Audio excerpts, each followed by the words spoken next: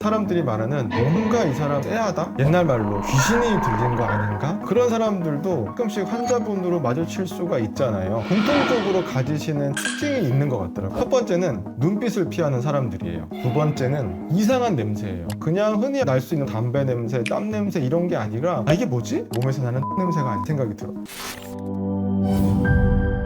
제가 벌써 한 반백살이 돼가고 있잖아요. 많은 사람을 만나면 만날수록 공통된 어떤 인상이라든지 눈빛이라든지 행동이라든지 이런 거에 대해서 반복적인 경험을 하게 되는 것 같아요. 근데 그러다 보면 나름대로 특별히 뭐 통계를 내진 않아도 쌓이는 데이터랄까? 뭐 이런 사람들은 좀 이런 것 같다. 뭐 이런 것들이 쭉 누적이 되면서 저 나름대로의 기준이 생기는 게 있더라고요. 특히 근데 사람들이 말하는 뭔가 이 사람은 좀 쎄하다? 뭔가 이 사람은 경계해야 될 것 같다? 뭐 이런 느낌이 드는 사람들이 있는 것 같아요. 그런 사람들도 가끔씩 환자분으로 마주칠 수가 있잖아요. 가끔은 마주쳤을 때 뭔가 쎄한 느낌이 드는 경우도 저도 경험을 해요. 공통적으로 가지시는 특징이 있는 것 같더라고요. 그래서 오늘은 남들이 보기에 뭔가 쎄하다고 하는 사람들의 특징, 혹은 이 사람은 좀 걸러야 되지 않을까? 라고 느껴지는 사람들의 특징을 나름의 분석으로 설명해 드리도록 할게요.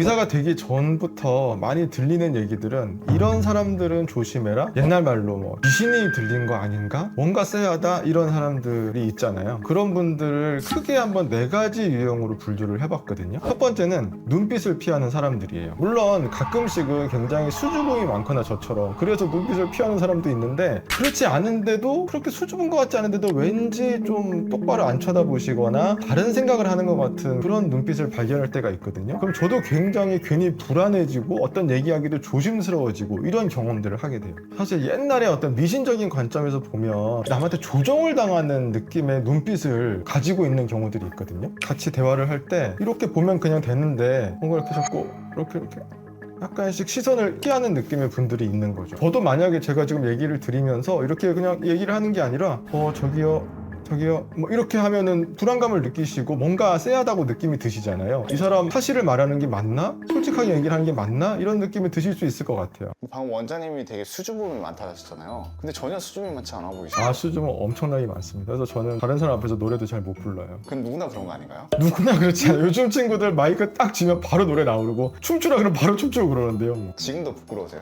저는 지금도 많이 부끄러워요. 늘 저는 부끄럽습니다. 사람들을 대하는 게 부끄럽고 사실 이러고 있는 것도 굉장히 부끄러워요. 두 번째는 뭔가 초점이 없는 흐린 눈빛을 가진 분들이 있는 것 같아요. 그래서 이거를 좀 미신적 관점에서는 역시 귀신이 씌었다, 그러니까 이거를 이분이 보는 게 아니라 귀신이 보고 있는 것 같은 그런 인상을 지울 수 없는 분들이 있는 거죠. 이게 뭐 이렇게 뭔가 초점이 없는. 근데 실제로 환자분 중에서도 그런 분들이 있어요? 그런 분들이 있어요. 물론 이제 저절로 얘기를 많이 나누다 보면 이래서 이런가 보다가 이해가 가는 경우도 있지만, 더러는 그렇지 않은 이분이 왜 이럴까 싶은 분들도 경험을 하게 돼요. 세 번째는 이상한 냄새예요. 여기서 이상하다는 게 포인트인 것 같아요. 그냥 흔히 날 수 있는 뭐 담배 냄새, 땀 냄새 이런 게 아니라 이게 뭐지? 이게 무슨 냄새지? 라고 좀 생각이 드는 경우들이 있거든요. 미신적인 관점에서 이거 역시 귀신이 들어와서 이 사람에게 특이한 냄새가 난다 라고 해석을 할 때가 있었어요. 네 번째는 뭔가 결정을 잘 못하는 의사결정 장애 같은, 한마디로 결정을 쉽게 하지 못하는 결점들이 있는 경우가 있죠. 그래서 이거는 또 미신적인 관점에서 보자면 귀신이 들어와서 내가 내 결정을 하는 게 아니라 귀신 때문에 쉽게 결정을 못 내리는, 한마디로 2가지가 충돌하는 그런 느낌의 경우를 얘기하는 것 같아요. 이 4가지 말씀드린 거를 복합적으로 접목을 시키면 이렇게 보일 것 같아요. 이렇게 뭔가 이렇게 내 몸에서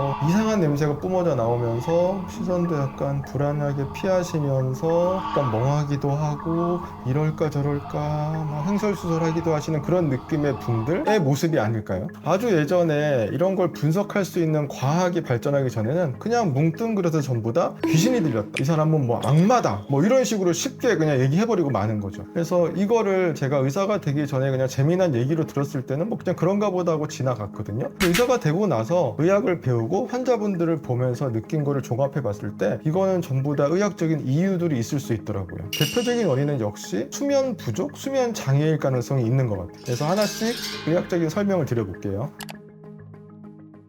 첫 번째는 눈을 피하시는 분들. 눈을 피하시는 분들은 수면 부족일 가능성이 많다는 생각이 들어요. 수면이 부족하면 집중력이 떨어지잖아요. 집중력이 떨어지면 쉽게 다른 사람의 얘기를 경청할 수가 없고 뭔가 딴 생각에 자꾸 빠질 수가 있고, 또 하나는 기본적으로 충분한 숙면을 취하지 못했을 때 눈이 굉장히 뻑뻑하고 피로한 느낌을 많이 받으셨을 거거든요. 그래서 쉽게 눈도 깜빡깜빡 한다든지 한 곳을 응시를 또렷하게 하지 못하는 경우를 발견할 수 있는 거예요. 그래서 잠을 충분히 못 자서 눈이 피로하다 보니까 그냥 쉽게 그 시각적인 자극을 회피해버리는 게 더 편한 쪽으로 작용을 하는 거죠. 잠을 못 잤다는 이유로 이렇게까지 집중력이 저하가 될 수도 있나요? 그냥 그거 쉽게 경험하실 수 있을 것 같아요. 평소에 그렇지 않은 분들도 하루 이틀 정도 잠 설치거나 밤샜다고 생각해 보시면 쉽게 그 느낌을 만드실 수 있을 것 같은데요. 두 번째는 흐린 눈빛의 비밀에 대해서 알려드릴게요. 눈이라고 하는 거는 충분히 숙면을 통해서 피로회복을 거쳐야지 눈 뜨기도 편하고 응시하기도 편하거든요. 그런데 그런 것들이 숙면을 통해서 이루어지지 않으면서 쉽게 피로해지는 거죠. 그리고 안구라고 하는 것도 눈물이 촉촉하게 항상 도포가 돼 있어야지 편하게 할 수 있는데, 우리가 흔히 며칠 밤 새면 눈이 굉장히 뻑뻑하고 모래 같은 거 들어간 느낌이 들잖아요. 그런 게 모두 충분히 휴식을 취하지 않아서거든요. 그래서 주변에서 봤을 때 뭔가 계속 깜빡깜빡 한다든지 흐릿하게 초점 못 맞추고 이런 분들은 눈이 굉장히 피로하다라는 느낌이 드실 수 있죠. 그런 분들은 안구에 충혈도 흔히 관찰할 수가 있고, 그래서 흔히 만화 같은 거, 영화 같은 거 보면은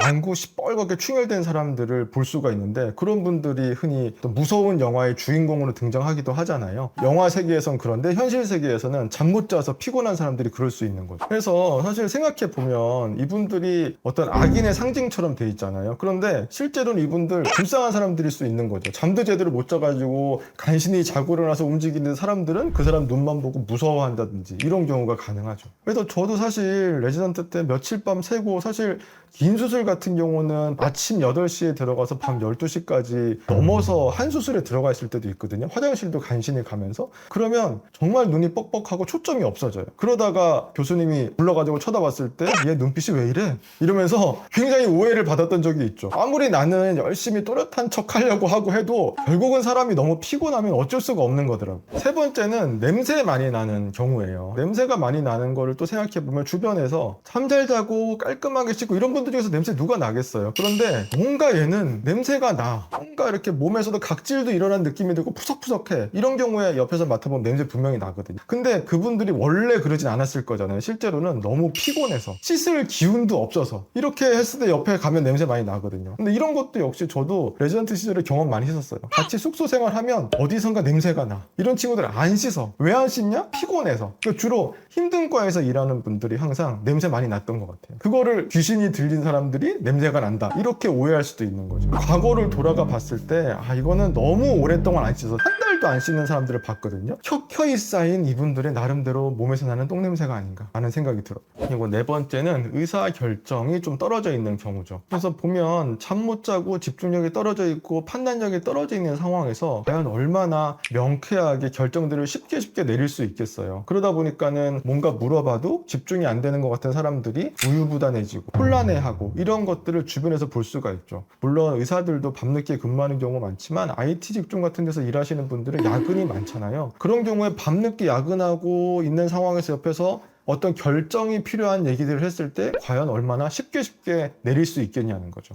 그래서 보면 기업에서 중요한 의사결정을 하거나 혹은 뭐 병원에서 수술을 하거나 이럴 때도 주로 오전에 하는 것들을 선호하잖아요. 사람의 머리가 충분히 피로회복이 되고 오전 중에 가장 명쾌한 결정들을 내릴 수 있기 때문이라고 저는 생각을 해요. 저 같은 경우도 당연히 밤늦게까지 너무 무리해서 일하고 나면 다음날 어떤 수술을 하거나 환자 중요한 결정을 내릴 때 힘들어하는 경우를 저도 경험을 하거든요. 그러다 보면 반복이 되면 그런 일을 피하기 위해서 어지간하면 그 전날의 준비를 열심히 하고 잠을 많이 자두려고 노력하는 편이에요.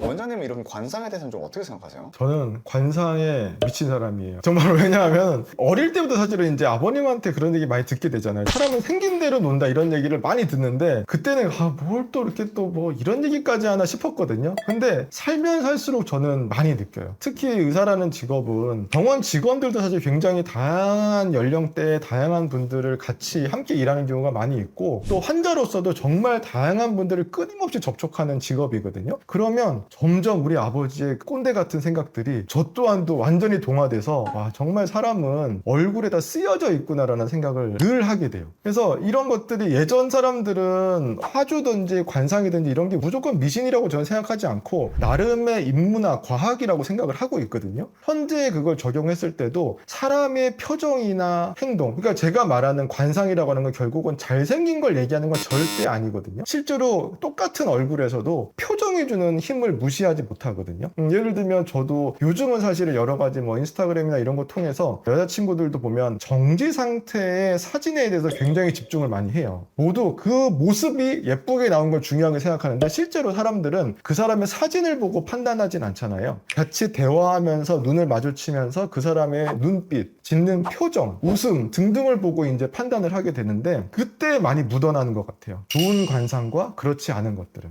근데 원장님이 표정이 되게 중요하다고 하셨는데 원장님은 왜 표정이 없으세요? 그러니까요. 그래서 저는 사실 저 또한 저를 좋은 인상이라고 생각하진 않고 그냥 너무 이렇게 얘기를 할 때는 진지해지는 거죠, 결국은. 하지만 또 이런 사람을 보면 아주 좋다, 호감이다 이렇게 느껴지진 않더라도 이 사람은 진지하다, 적어도 거짓말을 하진 않겠다라는 느낌 정도는 줄 수 있다고 생각하거든요. 저는 그런 것들이 모두 다 녹아져 있다고 생각하고 그 사람의 삶의 궤적을 다 반영하고 있다고 믿고 있어요.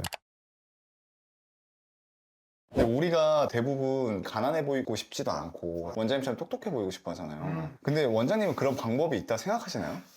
저는 그것도 사실 방법이 있다고 생각하는 사람이에요. 저는 타고난 것에 힘을 그렇게 믿진 않는 편이거든요. 예를 들면 생김새 다 결정돼 있고 피부 색깔 결정돼 있고 머리 결정돼 있고 다 하잖아요. 그런데 그 이후에 어떤 삶을 사느냐에 따라서 모든 게 다 바뀔 수 있다고 믿고 있어요. 많은 분들이 실제로 어떤 부자처럼 보이려면 어떻게 해야 되냐, 좀 여유 있어 보이려면 어떻게 해야 되냐 고민 많이 하시는데 그래서 쉽게 택하는 방법은 결국 비싼 것들을 사는 일들을 많이 하잖아요. 또 소위 명품이라고 하는 것들을 많이 구입하시고 몸에다가 감으시고 들고 다니시고 하는데 물론 그런 것들도 한 요소가 될 수 있겠지만 결국은 얼굴에서 드러나는 것 이상은 아닌 것 같다는 저는 생각을 해요. 이제 우리가 원하는 거는 결국은 뭐 눈, 코, 입이 예쁘고 세련되게 보이는 건 아닐 것 같잖아요. 따뜻한 마음이나 여유 있는 어떤 태도들을 통해서 남들에게 그 여유를 줄 수 있는 그 느낌을 줄 수 있다고 생각을 하는데 거기에는 삶에 대한 어떤 자세나 태도, 가치관도 중요하겠지만 사실 현실적으로 보면은 그런 것들은 내가 뭐 원한다고 갑자기 이루어지는 건 아닌데 우리가 일단 처음으로 해볼 수 있는 거는 잠을 잘 자는 것이라고 생각을 하는 거예요. 앞전에서 계속 귀신 들린 얘기하고 이 사람들이 왜 이렇게 됐는지를 분석을 했지만 결국은 잠을 잘 잤다면 여러 가지 것들이 선순환됐을 가능성이 있다는 거죠. 우리가 수면을 통해서 얻을 수 있는 외모적인 변화는 제일 중요한 건 역시 얼굴의 노화의 방지에 대한 부분들이거든요. 여유 있는 얼굴이라고 하는 거는 나이에 비해서 젊어 보이고 생기 있는 얼굴이 되는 것과 맞닿아 있다고 생각을 하는데 결국은 그 부분은 잠을 잘 자게 되면 피부 재생이라든지 이런 것들이 원활해지고 노화를 막아주고 주름도 덜 생기고 그리고 수분감도 훨씬 촉촉해지기 때문에 푸석푸석한 느낌도 덜해지고 모든 것이 다 가능해질 수 있다는 거죠. 그리고 눈빛 같은 경우도 잠을 잘 자고 일어나면 안구도 훨씬 촉촉해지면서 눈도 훨씬 또렷하게 뜨기도 쉬워지는 거고 초점도 더 잘 맞추게 되는 거고 어떤 빛이라든지 자극에 대해서 회피할 필요가 없어지는 좀 더 여유 있는 자세가 가능해지거든요. 그 모든 것들이 충분한 숙면을 통해서 얻을 수 있다고 생각합니다.